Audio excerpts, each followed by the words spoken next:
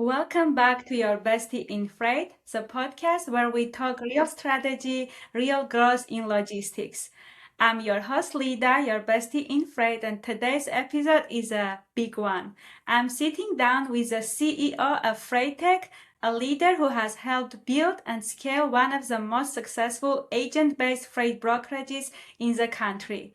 He has built a model that helps freight agents scale their business, maximize their income and free time, all while eliminating back office headache, risk, and unnecessary cost.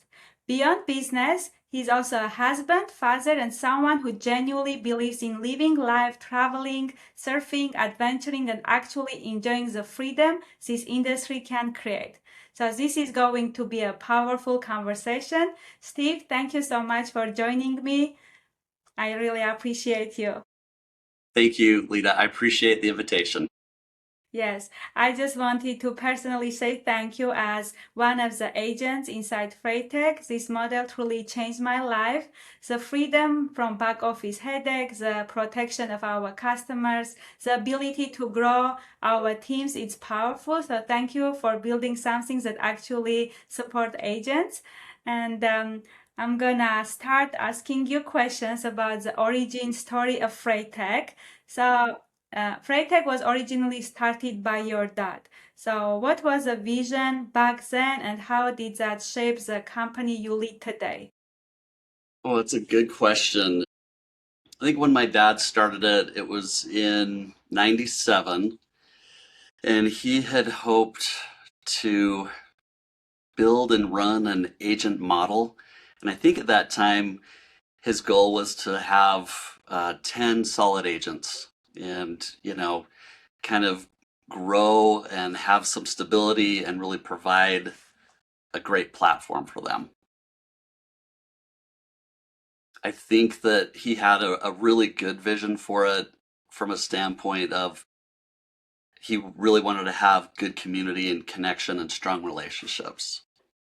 Yes, and he actually did. So, how many agents we have now on FreightTech? We are probably around 110 or 112 agents right now. Nice. So, when you first stepped into the business, did you always know you would lead it one day, and did that evolve over time? I did not know if I would lead it one day. When I came to the industry and when I came to Freight Tech, I actually left the stock brokerage world.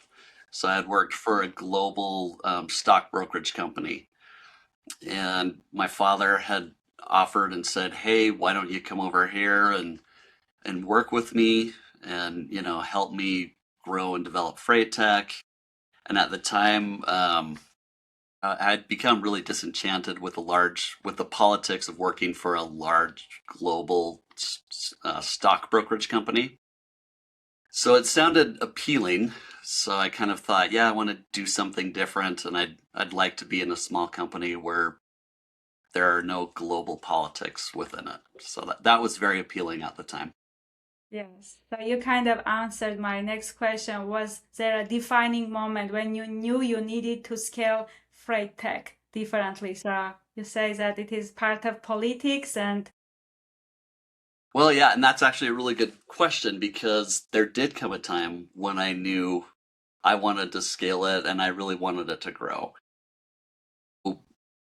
Probably in the mid 20 teens, I think Freight Tech had been, kind of hovering around this revenue of, 25 to 30, maybe 35 million in revenue per year. And my father was very happy and comfortable with that.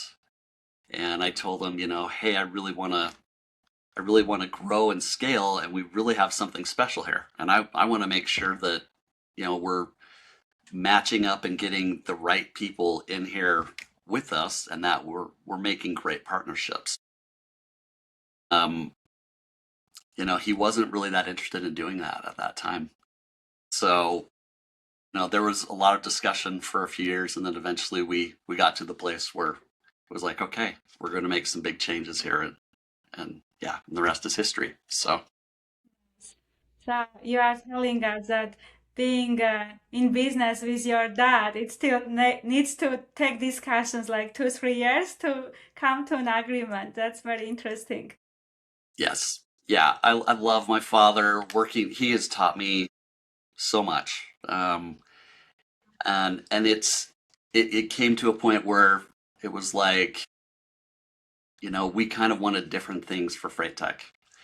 Um, and I love him and respect him, and he taught me so much.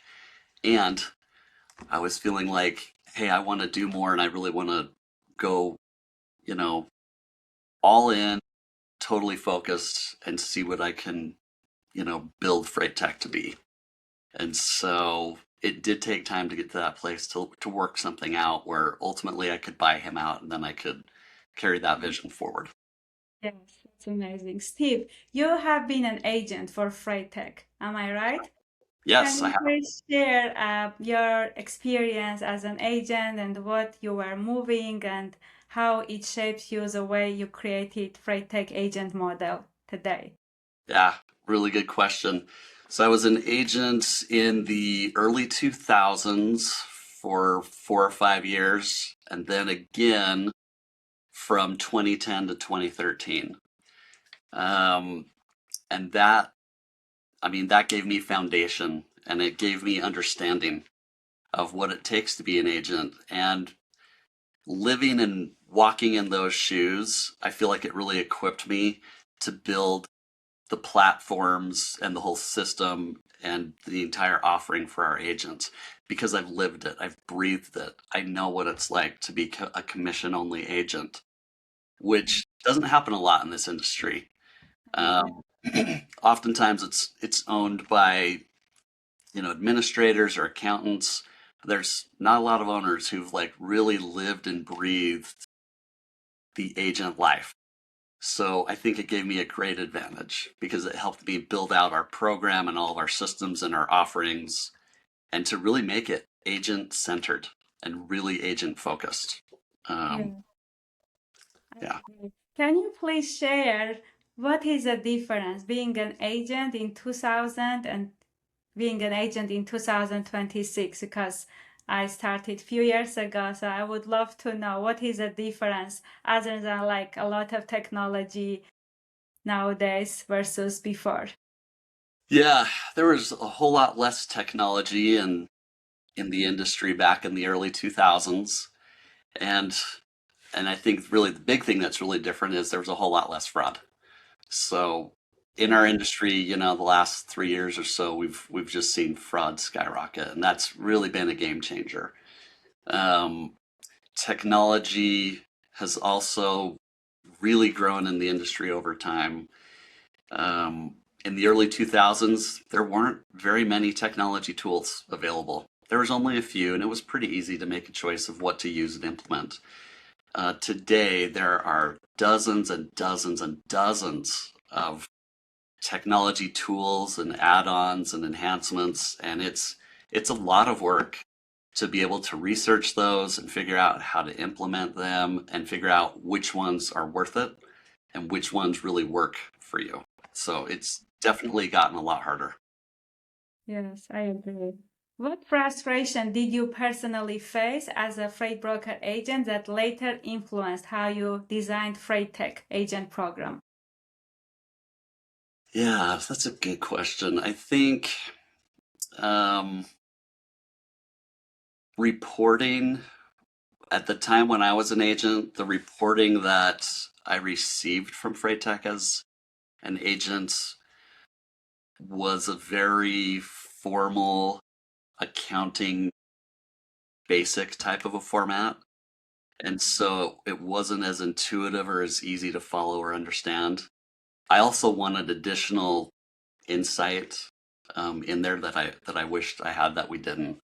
So later in our program, I changed that so that there was more information and provided a lot more feedback to the agents, but also I uh, just made it more simplified and more user friendly to understand these reports and follow them, and also the frequency of them. So instead of getting something once a month, I wanted everybody to have something once a week. And then I also wanted them to have other accesses where they could really get feedback and real-time data, as close to real time as possible, which we Yes. have now. So Yes, we do. And that I think it's important tool to have, especially when you are moving lots of freight. It's very important to have your weekly report. But other than that, I know that Freitag also is very big on no bug solicitation for the other agents.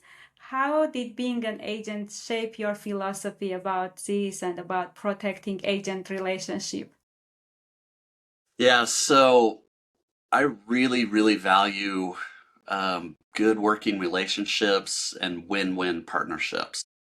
And my goal for working with any of our agent partners is one where we're working together in this industry for, 10, 15, 20, 25 years. I want to have a great working relationship and a great partnership long term. So it was really important to gear everything towards relationships and longevity and making win-win partnerships. So anything that supports that, I'm always interested in, and I've implemented, just over the years, to just make that better and better. And it's what I treasure in the industry because, um, we all work really hard and we've all dealt with tough people, and it's just refreshing to be able to deal with nice people and work with nice people. It's, yeah, really makes life a lot nicer. Absolutely agree. That was one of the things that I promised myself when I was a fleet manager dealing with rude brokers. I promised myself when I become a freight broker, I'm not gonna be one of these rude ones. I'm gonna be the nice one. And so far, uh, not counting few very stressful situations, I have done my best to be one of the nicest. I agree with you. So, Steve, my next question would be, what do you believe truly differentiates Freitag from other brokerages that claim to support agents? Yeah, so I think a couple of the big differentiators are we don't have an internal brokerage that competes against our agents. Um, and we also give our agents a non-compete. So um, if for whatever the reason our agents said, hey, it was nice working here, but I want to move on, we're not going to go back solicit their customers. We're not going to go, pass out their customer list and distribute it and ask people to go solicit it and hammer it. I don't believe in trapping people into contracts and forcing people, and all good relationships that I've ever had in my life, whether it's friendships, working relationships, my marriage, good relationships are ones where both parties want to be there and both parties are working together. So I'm not a fan of trapping people with a contract.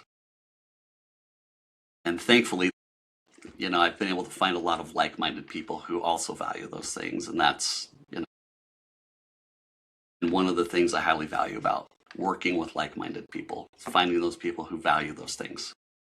Yes, I'm so glad you mentioned. Actually, I did a post long while ago that I stay because I don't have mm, this agreement, right? So if someone wants to stay, they will stay. If they don't want, they can go through the courts and still leave, right?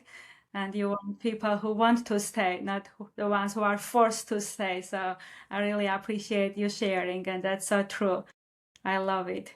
Thank you. Because when as an agent, I think that many agents, when they join, they don't understand what this contract really means and they just sign it.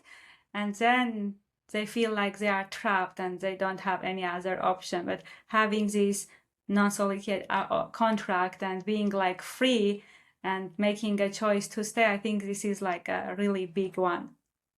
Yeah, thank you. I Mhm. appreciate you saying that. It is really big, and I think you're right. I've worked with a lot of people in my career, and I'd say the majority when they do sign contracts, they haven't fully understood them, and when they want to make a change, they find out the hard way, like, oh, like there's some really ugly stuff trapping me in this contract, and I'm in trouble. And I hate seeing that, and I see it far too often. Yeah. A very common thing in our industry. I just knew I never wanted to be that. Didn't want Yeah. to do that. That's amazing, Steve. So you talk a lot about freedom. I know you are big on surfing, traveling, national parks, glamping. How intentional were you about building a business that allows that lifestyle? And where was that always like this, or it just took a lot of time to get to this point? It did take a lot of time to get to this point. I did always want to have an entire system and offering for our agents where they could also enjoy the flexibility and the autonomy to live and work how they want to live and work. So that was always something I was striving for and building over all the years, because it's a lot nicer when you do have that type of flexibility and autonomy. Um, so you can adjust things so you're more, I think you can show up better for your family when you have that type of flexibility. And it's important to be able to take care of business, but also take care of your family. And sometimes when you have kids, sometimes kids have things going on during business hours, and it's okay to be able to step away and help, take care of your kids and be present for your kids. So I loved um, creating those systems to make that. I wanted that for everybody because it was something that I personally really benefited from and really enjoyed. We have something like that for our agents too, right? Can you please expand? Uh, Yeah, can you tell me a little bit more about specifically what you want me to talk about in that? Yes, we have some back office support for the agents that they want to take like 1 week off or few days off. And I would love, I never used it, I guess because I'm a control freak, but I would love to hear what type of support we have for the agent because I know it is 24/7. And as you mentioned, it's very important to have time for your family or for your kids' activities. So, can you please share what we do in Freight Tech to support this for our Yeah. agents? Mhm. Yeah, so there's a lot of things we do to help create that and have that for the agents. One of those things is the 24/7, 365 of setting up carriers. Mhm. Another thing is we can help them get dispatchers and operations people who can work remotely. We can source them, interview them, train them, have them work with our teams so that when they're ready, we can bring them to them. And now all of a sudden, they've got this, awesome um, support, 40 hours a week, helping them with their freight and to do things all operations. It's a game changer. We've been running that program for about 7 years now, but it's really helpful, especially for people who live in rural areas where there's not a lot of options of people they can hire and bring in house. To be able to have like one of our dispatchers that we've, prepped and trained.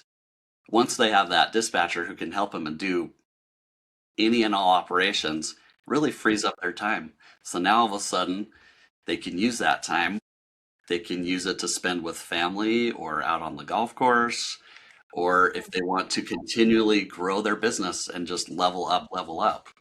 So it's yeah, those are probably the two biggest things. And then of course just having systems that are all online, all backed up, can work on your phone, your iPad, your computer, anywhere. So it's all platforms and systems are designed to be very mobile and very available. I agree. I have covered many lots with my computer and with my iPhone, so I definitely agree. Steve, you also serve on Utah State Board of CASA. How does serving children in foster care shape the way you lead and make decisions in business? Yeah, I think it helps remind me. So that program, it's called the CASA program. It stands for Court Appointed Special Advocate.